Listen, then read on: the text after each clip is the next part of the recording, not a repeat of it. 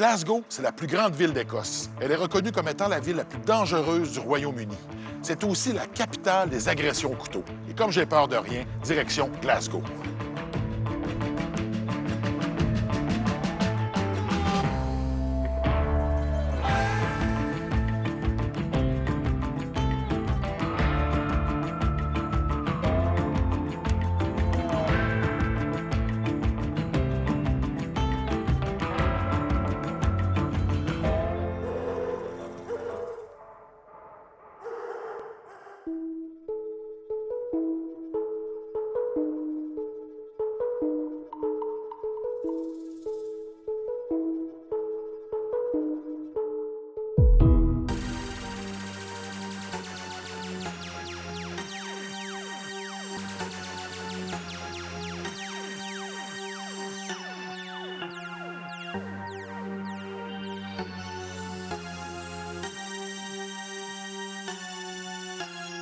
J'arrive à Glasgow, je suis chanceux, il fait soleil, donc je me promène, puis je profite du beau temps.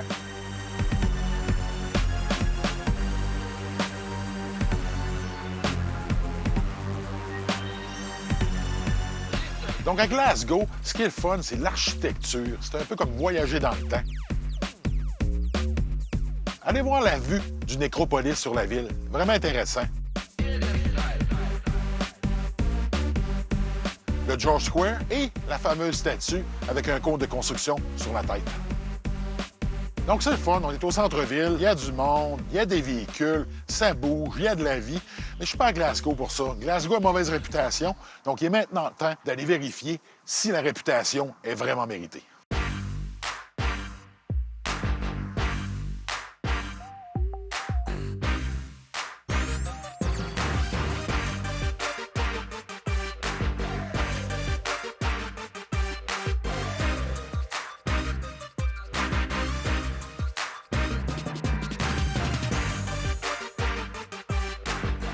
Quoi de mieux quand tu es à Glasgow, tu t'en vas dans les quartiers les moins recommandés, qu'à aller rencontrer quelqu'un, que sa ville est pour lui quelque chose qui est beaucoup plus positif que qu'est-ce que la plupart des gens en pensent vu de l'extérieur. Donc, je m'en vais dans le quartier de Kings Park rencontrer Danny, le Mad Chef. Danny, they call you the Mad Chef. Why is that? I think because of the Mad Chefs have a reputation for being a bit of a crazy chef in the kitchen and a bit of a personality, crazy out-of-kitchen guy. So what was your journey as becoming a chef? To be honest, my journey becoming as a chef, I'd always worked in the industry and always worked in a commercial sense industry and really got completely fucking could not want to do it anymore just for the fact that working in a community environment rather than a full-scale commercial environment where you're feeding somebody else's fucking safe, making them loads of money just for them to go and fuck the community around about them and nothing gets put back in. At some points, the chefing in the industry can ruin you mentally and physically unless you feel you're doing some good in it. And money's no everything, especially when you're seeing your fellow fucking citizens kind of needing a help using the skills you've got. If you can show a bit of time and a bit of knowledge and help them move forward, why not fucking do it? Lui a été élevé dans un des pires quartiers de Glasgow. Il est devenu chef, une manière de s'en sortir parce que pour lui, la cuisine était une passion. Il a travaillé dans les grands restaurants, puis à un moment donné, il s'est rendu compte que c'était pas ça qu'il voulait. Lui, ce qu'il voulait, c'était venir en aide aux gens qui provenaient de milieux comme lui. Les aider à prendre des bonnes habitudes alimentaires parce que, selon ses dires, les gens ont oublié comment faire pour bien se nourrir.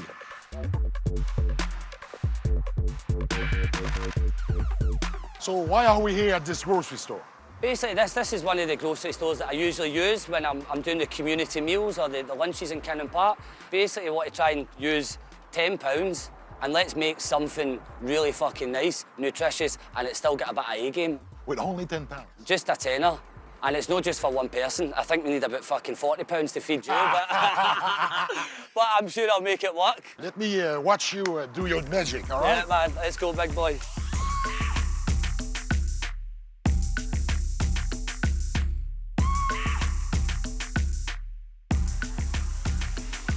Right, let's go for something roots onions? And tasty. Yeah, cut onions.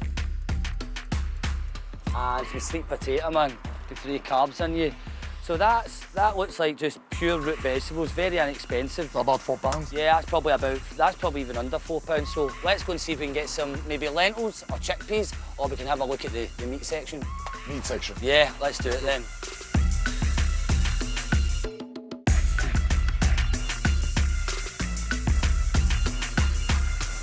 So we've got £5, right? So you've got to remember this is how most people need to really live. Faut respecter l'objectif, c'est de nourrir pour moins de 17 $ canadiens, ce qui correspond environ à 10 livres sterling. So I'll just take a kilo of the drumsticks. It's about the same price as the... Do you want to go for the boneless fillets Yes. or the drumstick? Can I get the boneless fillets, please, instead?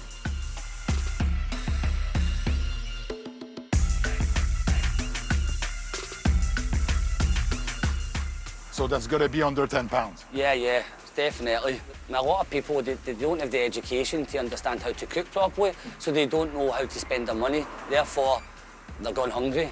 That's one of the biggest problems. Glasgow and Scotland seem to have lost the whole cooking. So they don't know how to feed themselves properly. Aye, it's basically buying, the majority of stuff is getting bought out of crap shops. Look at me, I know how to feed myself. Yeah, I can tell that, man.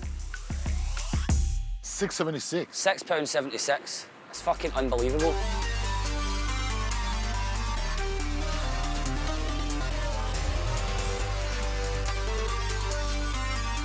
Par la suite, direction le Killing Park Complex, qui est un endroit où ce qui va recueillir les gens vont aller pour pouvoir manger, une genre de soupe populaire. Can you talk to me a wee bit about this neighborhood? Yeah, so Culinary Park, I think one of the main things of the beauty of Culinary Park and this area, like, it's such a multicultural melting pot of people all over the world. Is it a typical neighborhood? Yeah, this is it. This is your typical Glasgow kind of council state, like kind of scheme, as we call it, where there's just so many people from different walks of life, and it can also be quite dangerous as well. Like, you've got, for somebody that lives here, it doesn't feel like there's much danger, but if you don't know, if you're not from an area like this, if you're from a kind of upmarket area, Bearsden, or not naming places in particular, right? So I don't want to offend anybody, but it's a fucking scheme. You're in the street, do you know what I mean? And it can be dangerous at night time. You've got to be aware where you're Yeah, at. you've got to be street smart. And it's no Disneyland. Yeah, you've got to be street smart, and at the end of the day, everybody's fucking looking out for their own survival at night time.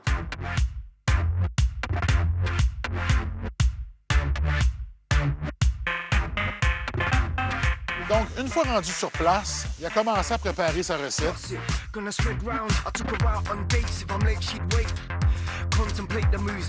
Il m'expliquait souvent qu'il est obligé de travailler avec ce qu'il va retrouver.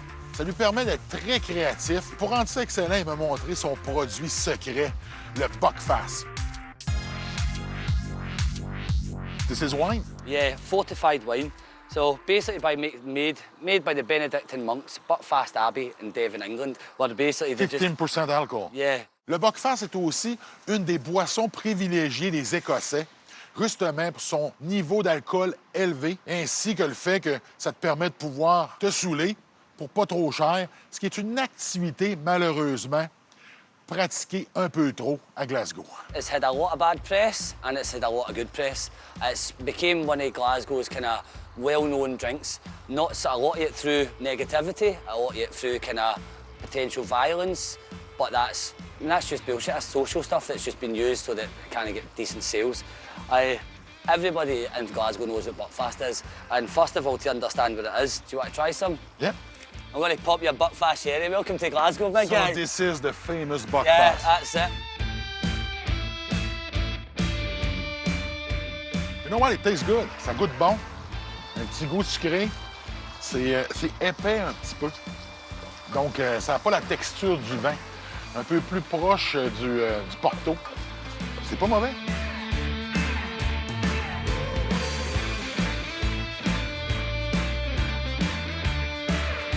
So what we're going to do now? We're going to just basically pour Buckfast into the centre of the pan. In the center of the pan? Yep, obviously move some of the chicken away, so you're not going too much. Right, and just let it do its thing. That's it. 5 minutes, 10 minutes. I'll be ready to go. Yeah, we're ready to go. So it's just So what patience. do we do in the meantime? Well, we could drink more Buckfast if you want, are we? I think we should.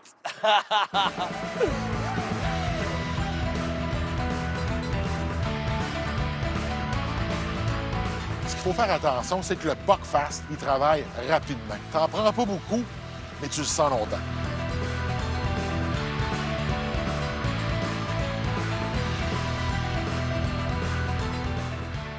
You know why I think they call it buckfast? Yeah. Because my guess is when you drink this, you get fucked fast. Yeah.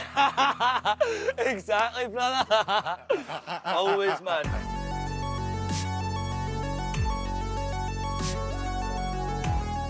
On arrive au moment crucial, manger.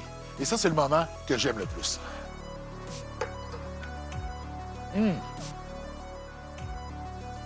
Wow. Wow, Danny. This is good.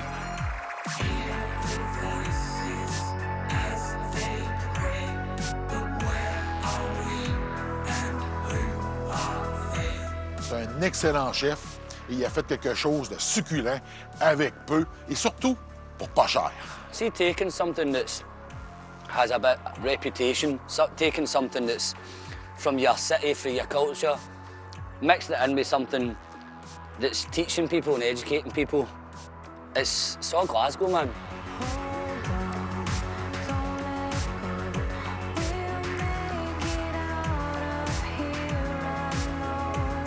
Donc, ma rencontre avec Danny, le match chef, a été très instructive. Ça m'a permis de prendre conscience que quelqu'un qui avait beaucoup de capacités, qui avait peut-être un futur dans les grands restaurants, qui lui est resté fidèle et loyal au milieu d'où ce qu'il provenait et tentait de faire une différence à sa manière. So what they say about buckfast? Well, if you drink butt fast, gets you fucked fast.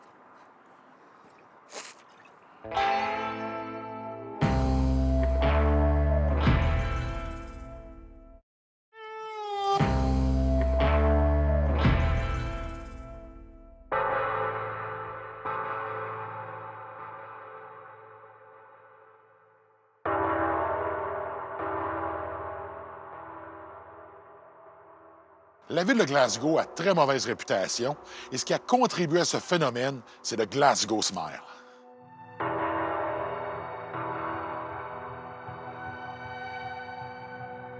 Pour me faire expliquer exactement ce phénomène, je me rends dans un hôpital pour rencontrer le docteur Goodall, qui se spécialise dans les opérations qui touchent le visage.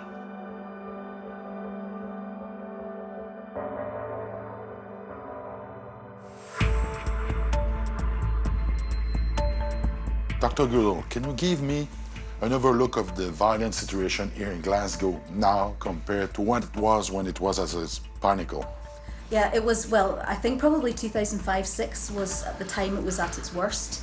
And at that time in hospitals, we were seeing a constant stream of young people coming through the hospital doors, injured as a result of violence. We were seeing many people with quite nasty knife wounds. Knife wounds were probably our biggest problem. Le docteur Goodall, c'est simple, c'est un médecin.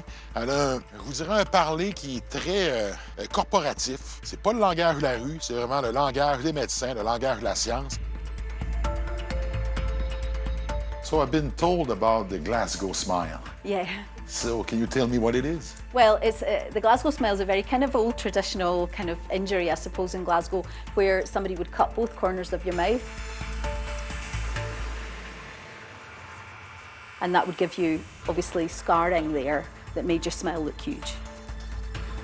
Something that they used to do is to get a toothbrush, the back of a toothbrush, and stick two razor blades into the back of the toothbrush. So you make a kind of improvised weapon, and then they would slash people across the face with that. Le Glasgow Smile, c'est vraiment effroyable. Mais ce qui m'a vraiment marqué, c'est une autre pratique que les gangs font pour vraiment diminuer la personne qui est leur victime pour les marquer à vie. So a really horrible injury that sometimes we would see was a drug-related thing, which is where people would take a knife and put it up somebody's rectum, which destroyed your sphincter. And that effectively made people incontinent, so they would never really recover from that. C'est simple, on appelle ça le Glasgow Send-Off. Autrement dit, on envoie un message, ce message-là est permanent. Je dois le dire, j'ai été marqué, ça m'a fortement dérangé parce que je ne peux pas concevoir qu'un individu peut se rendre jusqu'à ce niveau-là de cruauté. Which year did you decide as a medical organization to get involved into reducing those violent cases? Probably in 2007-8, that kind of time. So we started at that time to develop a program that we could take into schools. And we go into high schools and we talk to young people about the consequences of violence from our perspective, from a medical perspective.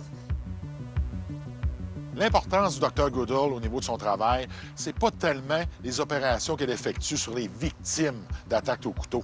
C'est vraiment le travail de prévention qui est fait dans les écoles pour justement aviser les jeunes des conséquences des actes commis avec des armes de poing comme le couteau. How do you get their attention to explain to them the consequences of violence attack? Well, I think they quite like the fact that we are medical professionals and we're going into schools to speak to them. That doesn't happen very often for them, so that's a bit of a novelty for them. But we use a film that we had made to go with the programme, which has real people talking about real things that happen to them. So they are very engaged by the stories of people who've been affected by violence. How do you see your work as far as being a doctor, you know, like a practitioner, and the effect of that work on the people that you're working with? Well, I think what we've seen over the last 10 years, we've seen violence go right down, and those are police recorded figures. But when we looked at the health figures, we're also seeing a big reduction in those as well. So we looked recently at sharp force injury, which would be wounds caused by knives during assaults. And amongst young people, those have gone down considerably. So I think it's making a difference. I hope so anyway. Mon bilan du Dr Goodall, c'est qu'avec les années, ils ont vraiment eu de bons résultats. Ça a fait diminuer les attaques au couteau. Ça a fait en sorte justement de faire abaisser le degré de dangerosité et surtout la criminalité auprès des gangs.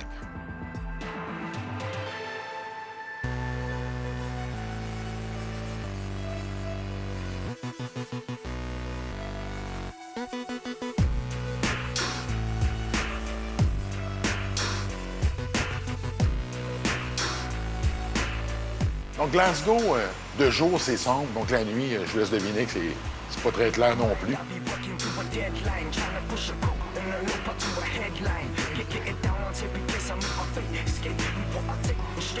C'est une ville qui a pas beaucoup de gens, du moins aux heures à laquelle je me suis promené autour du centre-ville.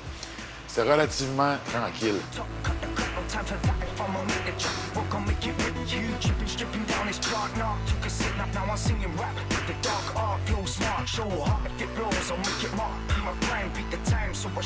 Ce soir, je m'en vais rencontrer Craig, un ancien militaire qui a développé un programme du contrôle des armes de main, dont les couteaux. Donc, lui, à l'aide de son programme, il entraîne des policiers, il entraîne des agents de sécurité et tous ceux qui sont intéressés à avoir une façon de pouvoir se défendre contre une attaque au couteau.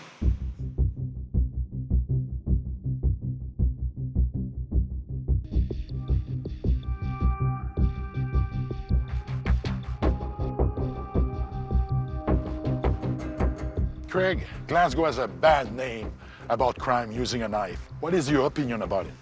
Well, yeah, I mean, Glasgow has had a history of violence. You know, back in the early 50s and the 60s and the 70s, you had your razor gangs. These are the guys that were cutting about with razors and indiscriminately slashing people.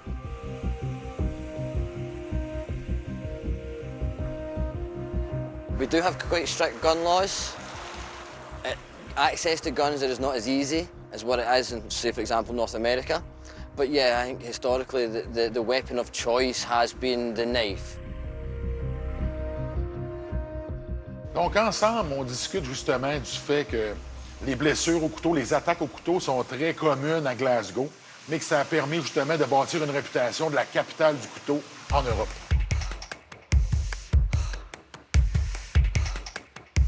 You developed like a training program, so where you train people to prepare them to actually defend themselves against knife attack. Yeah. Oh, yeah, certainly. So the system that I teach is called Tactical Edge. The Tactical Edge is a system leans heavily from the Filipino martial arts. It's a conceptual system. One of the first and main concepts we work off is defanging the snake. Okay, so if a snake's got no fangs, it's no longer a threat. La première technique, c'est pas d'intervenir physiquement, c'est d'être au fait de ce qui se passe autour de nous dans son environnement. Hands up, it's a defensive gate. No one's coming in beyond here. And then there's this person's aggressing and pushing them back, keeping them back, face up, look around, understand the threat. Si on n'est pas en mesure de pouvoir déguerpir ou se sauver, mais en dernier recours, on va intervenir de façon physique.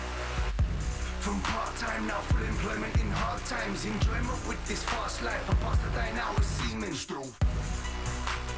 Craig était avec un de ses amis, Ian, qui servait un peu de cobaye pour justement démontrer ses techniques. On pouvait voir que Ian retenait un peu, possiblement par orgueil, la douleur que ça lui faisait à chaque fois que Craig démontrait une technique sur lui. As it's coming in, boom, boom. An easy way from here to do a disarm would be straight down. Boom, boom. Il fait même des sons avec sa bouche lorsqu'il fait ses techniques. Donc, c'est quand même le fun à voir, mais c'est surtout intéressant. Everybody needs money. We're always got an ATM to lift out the money. So let's say, for example, I'm at the ATM, and next you know, he's come up behind me and he's got that at my neck. Yeah? Give me all your money. I'm here. It's there. Yeah? Boom. What happened slow motion there was, I went hit. As I hit him in the groin, I've put this into my hand. I know that hitting him there is going to pop that head forward. So as quick as I've done that, I've caught him. Yeah? Point A to point B. Pour pouvoir me démontrer un peu le résultat de son travail, donc on se rend sur la rue Buchanan, qui est un peu comme la rue Sainte-Catherine de Montréal.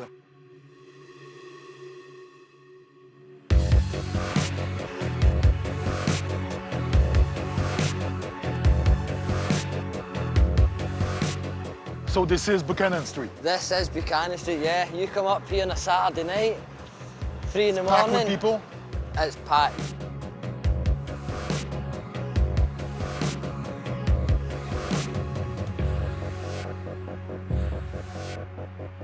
Donc, une fois sur place, je lui ai demandé qu'il m'explique comment les techniques qu'il enseigne peuvent être pratiquées dans cet environnement-là. Lots of your clients are working as security or bouncer, so how what you're teaching them is transferring into their work?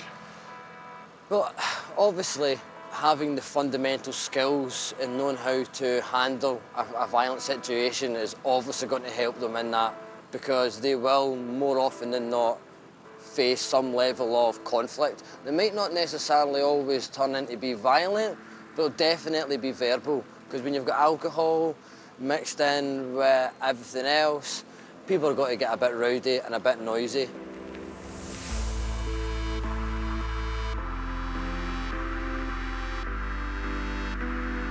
Thanks a lot. No, cool, man. I appreciate it. That was great. I'm glad you love it. Yeah. If I was living here, I would certainly Come take on, some no, class. and I appreciate that.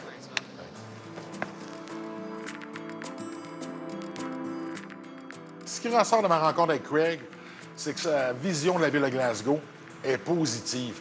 Oui, la ville a une mauvaise réputation. En 2017, c'est un peu moins vrai.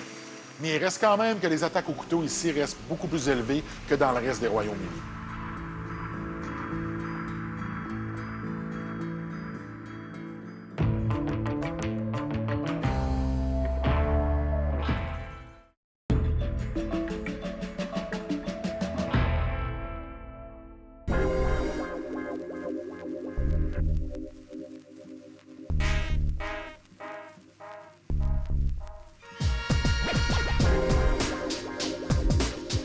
Question de vivre quelque chose de différent, je me rends au centre-ville de Glasgow pour aller voir une cantine mobile qui est opérée par des gens, je vous dirais, pas ordinaires. So dramatic like the oceans crashing in the former waves. I'm a walk in the grave, and when I pop my style, you get transformed from the name to a civilized man with the mic in the hands. Arrivé sur place, il y a un grand parc, il y a beaucoup de monde, il y a du trafic, des voitures, des gens. La dernière des choses que tu t'attends de voir, c'est une roulotte mobile. Ce qu'elle a de spécial, ma cantine mobile, c'est qu'elle est opérée par des prisonniers ou des anciens prisonniers qui sont en réinsertion sociale.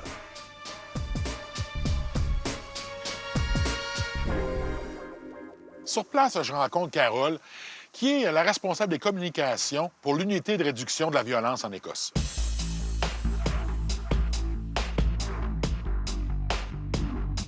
Mrs. Stewart, I'd like to know more about the Violence Reduction Unit. Can you tell me how it got started? Yeah, so I'll take you back 10 years. Glasgow had the unenviable reputation of being the murder capital of Europe. And the top cop here in Scotland basically got sick of the situation we had. Now, the police here were really good at clearing up murders, but he just got sick of the bloodshed. And he decided what he wanted to do was prevent the murders from happening. So he took one of his top murder squad detectives and he took one of his smartest analysts and he said, go find a solution. And they went round the world and they spoke to lots of people and they decided what we needed to do was instead of treating crime as just a problem for the police, we needed to treat it as everyone's problem. Ensemble, ce qu'on discute, c'est la création de l'unité pour justement permettre de comprendre et de pouvoir prévenir la violence. This truck here, the business here, we were inspired by Homeboy Industries, which is based in LA, and they deal with people involved in serious gang lifestyles there, and they try and use employment as a way of getting people out of that. And what we found is employment is key, because employment is about giving people hope, and if they have hope, they'll leave their violent lifestyles behind in many cases if they're in the right place to do that.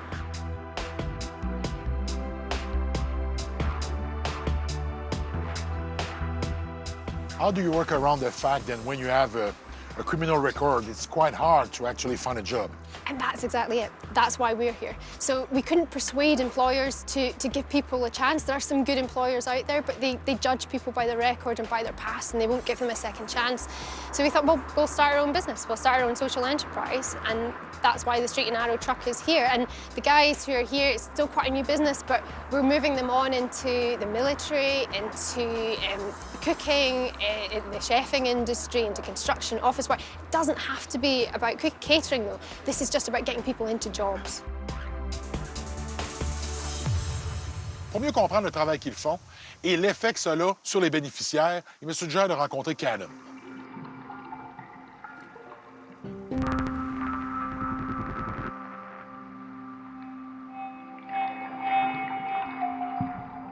Callum, can you tell me a bit about you? Yep, I grew up in the East End of Glasgow, where when gangs were at its highest, there was staying up somewhere called Easterhouse. There was 9 gangs within that one housing scheme.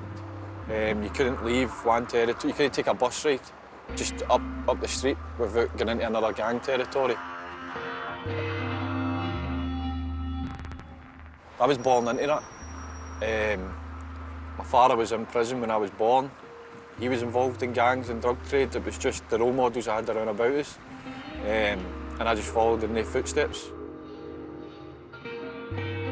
Callum, il a vécu la vraie affaire. Il a vécu des moments difficiles. Il vient d'un milieu défavorisé. La criminalité est omniprésente dans sa vie. Been in and out of prison for the age of 13, whether it be secure units, young offenders, to cons. Been involved in gangs and drug trade. Lorsque j'ai rencontré le médecin, on m'a parlé du Glasgow send-off. Je voulais vraiment me le faire expliquer. Puis, pour être honnête, est-ce que c'était réel? Donc, j'ai décidé de le demander à Callum pour qu'il me donne sa version des faits. I heard something has been done by gang members here, who's quite unique to Glasgow, which is called the Glasgow send-off. Can you tell me about it? Basically, it's when another gang member will stab you in the bottom. Did you gut? It happened to me, yep. It happened to me when I was 15 years of age in a gang fight.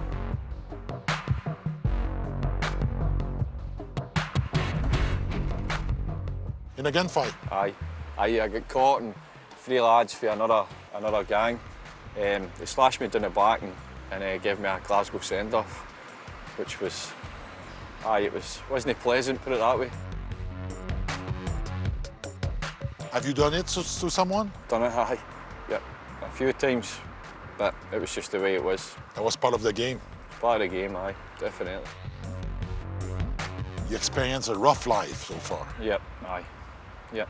There came a point where on January the 28th of this year where there was a hit on my life and I was stabbed 9 times and a hatchet put over my head, and it was outside my front door of my house, and my 7-year-old son witnessed the full thing.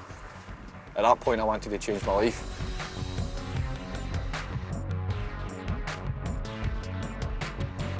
Il a démontré qu'avec la volonté du sport, on est en mesure de tourner sa vie à un 180 degrés et possiblement qu'il va pouvoir faire de quoi de positif dans sa communauté. Tell me about Straight and Narrow. What are you actually doing? Basically, in Straight and Narrow, we've got a diner in the east end of Glasgow, and we've got the food truck here in Partick, and we work with a head chef who gives us training to be a chef. So are you telling me you're cooking now? Yep. Really? Aye. So what would you say about cooking me something? Of course. What would you like? Let's go. Now there comes a time when it's time to roll. And if you don't want to move, you can lose your soul. You can't sit back being comfortable. You're gonna have to answer yes or no.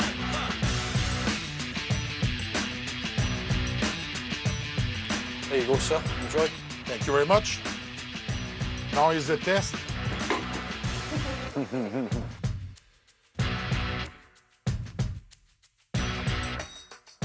Good.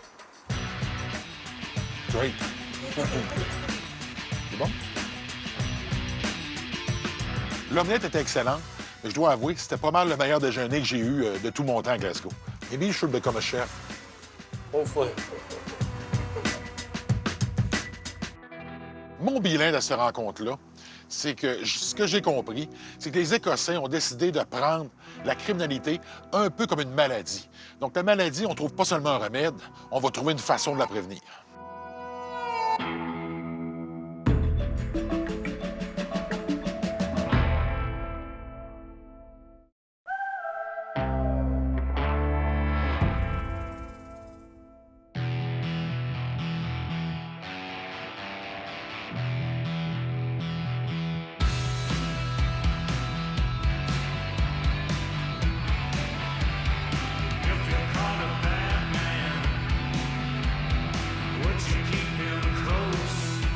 La mauvaise réputation de Glasgow commence fin des années 50, début des années 60, jusque dans les années 2000. Par la suite, les choses ont beaucoup changé. Donc, pour pouvoir m'en parler, je m'en vais rencontrer Alex dans un des quartiers chauds de Glasgow, Easterhouse. Malheureusement pour moi, Easterhouse a plutôt l'air d'un quartier de banlieue de familles à revenus moyens que le quartier dangereux que ça a déjà été.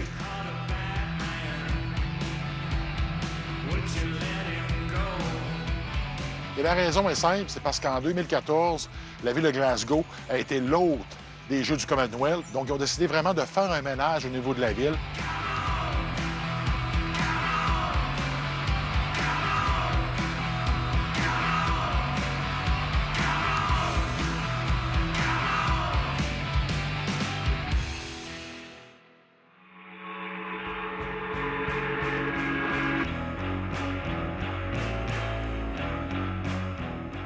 Alex, can you talk to me about Easterhouses and the program that you're running here?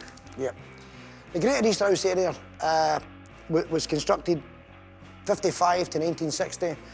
Everybody got a lot of fresh air, but they didn't get a social life. There was no amenities. There wasn't any shops. There wasn't any schools. There was no jobs. People still had to go back into the inner city for their work. So, of course, you had a lot of boredom. And out of boredom, especially with young people, gang territorial boundaries were formed.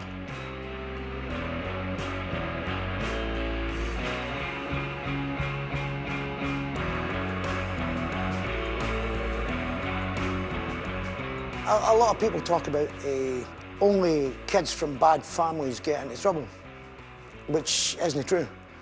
What we're talking about is environments. You know, you have loads of really hard-working families who bring up their kids very proper. However, they can only control the environment in their own household. Not outside. You can't. Once you cross the door, you can't control that environment. So even kids that's been brought up well had a choice to make. Which was? I don't join the gang, so I could become the victim, or I join the gang and I could become the perpetrator. Donc, Alex, c'est un ancien membre de gang de rue qui est devenu athlète, qui a eu une carrière internationale intéressante. Et là, maintenant, il a vraiment donné sa vie à changer la vie des jeunes du quartier d'Easterhouse. I founded the Gladiator organisation in 1985, starting the coal cellar. And a lot of the kids were basically from the street would come up and can we learn? And I would say, well, OK, but watch me, and then at the end when I'm done, I'll teach you. Within a year, I had about 15 British school champions, all training from this cellar. Along with the sporting success, started to highlight the area in a positive light, a positive perspective, showing that it wasn't just about drugs, territoriality and crime. It was giving them an option. We could also produce hard-working young people who could get to the top in sport.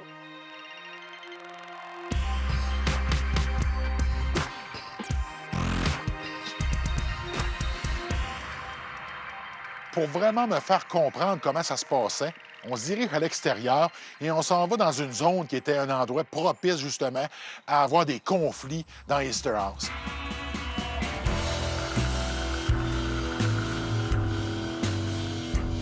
Malheureusement pour moi, lorsque j'arrive là, c'est un champ.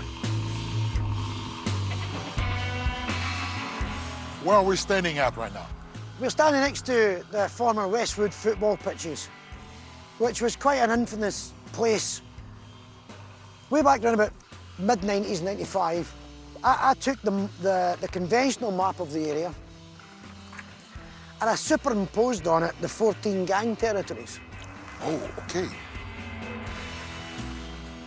Donc, la fameuse carte, c'est une carte qui a été transposée par-dessus la carte du quartier d'Easterhouse. Donc, les policiers, eux, en avaient une, et lui en avait fait une qui était vraiment représentative du nombre de gangs qu'on pouvait retrouver dans un territoire de 4000 carrés. That's a territory, that would be aggro. Yeah. As you go over the brow of that hill, you're into another territory, which was skinheads. So this small 4-mile radius area was just always 14 different boundaries, and they would all congeal. Just massive gang fights on that space. Right here. Right here. Going at it, I mean, 30, 40 people at a time.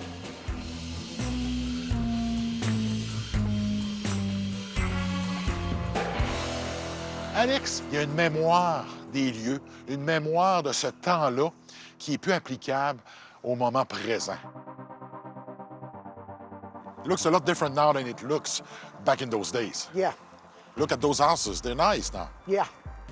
But fundamentally, the same social problems still exist. You can But still, at a lower level. yeah, well, you can still be poor and live in a nice house. Well, that doesn't mean to say that you're rich. Il y a l'impression qu'on a mis un pansement sur ce quartier-là pour justement améliorer en apparence, mais on n'a pas changé l'essence même du quartier. Thanks a lot, Alex. That was great. Thanks for sharing those stories. Absolutely. Very interesting. Mon bilan d'Alex, c'est qu'Alex est quelqu'un qui a dédié sa vie à changer son quartier d'origine. Pour lui, on peut voir que ça lui tient à cœur et qu'il ne veut pas que les jeunes vivent le même genre de vie que lui a vécu.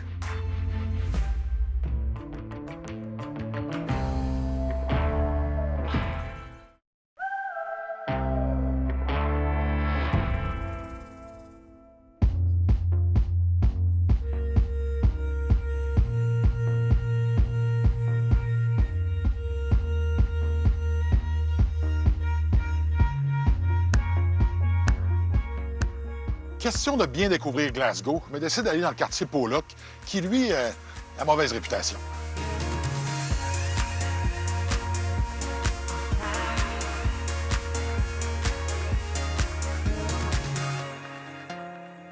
Sur place, j'ai un contact. Je m'en vais rencontrer Darren, qui va me donner sa vision de l'effet de Glasgow.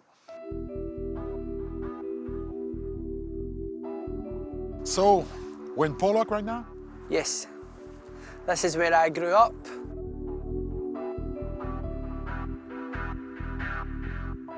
So it's always been associated with poverty and therefore violence and social deprivation.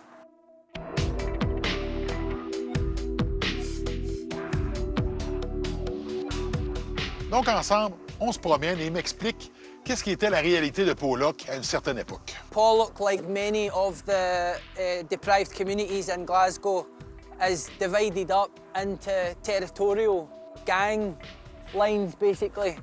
So the problem isn't as bad now as it used to be, but the problem would usually happen at places like this, Green Bridge here.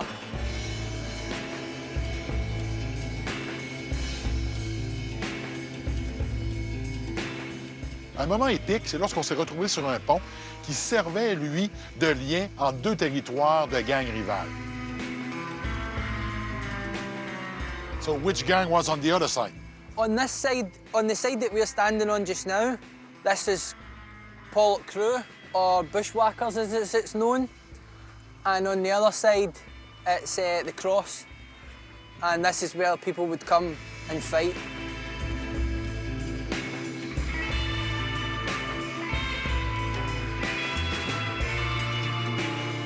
Ce qu'il fallait comprendre, c'est qu'à tout moment, lorsque tu passais le pont, il y avait une chance que tu te fasses attaquer.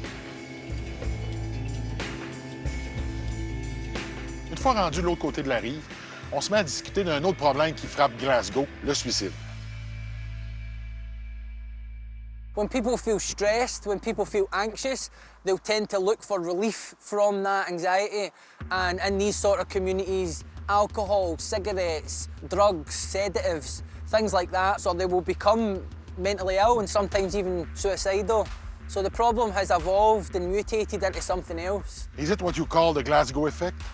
Yeah, the Glasgow effect was a study that was conducted by the Glasgow Centre for Population Health, which tried to find out why people in Glasgow, even affluent people from privileged backgrounds, why they tend to live less long than people from other cities in Britain, like Manchester or Liverpool, which have a similar kind of social dynamic. And what they found was that Glasgow, because of the conditions of poverty, then people have a different way of managing stress. And when children are exposed to stress at a young age, it actually changes the way that they interpret the world.